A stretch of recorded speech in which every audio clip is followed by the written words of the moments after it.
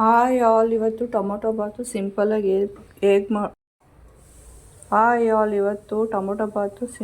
ಹೇಗೆ ಮಾಡೋದು ಅಂತ ತೋರಿಸ್ತೀನಿ.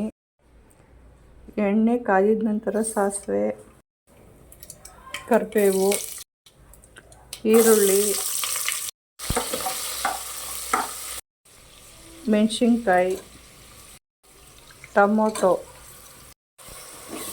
ಎಲ್ಲನೂ ಫ್ರೈ ಮಾಡ್ಕೊತೀನಿ. ಶುಂಠಿ ಬೆಳ್ಳುಳ್ಳಿ ಪೇಸ್ಟ್, ಗರಂ ಮಸಾಲ,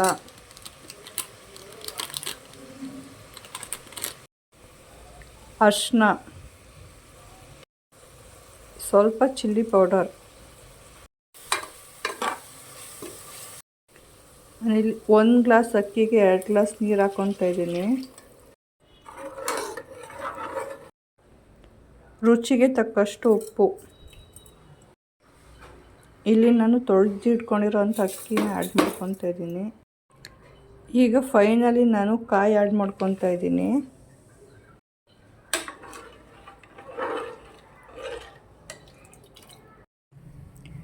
ಎರಡು ವಿಷಲ್ ಆದರೆ ಟೊಮೊಟೊ ಬಾತ್ ರೆಡಿ.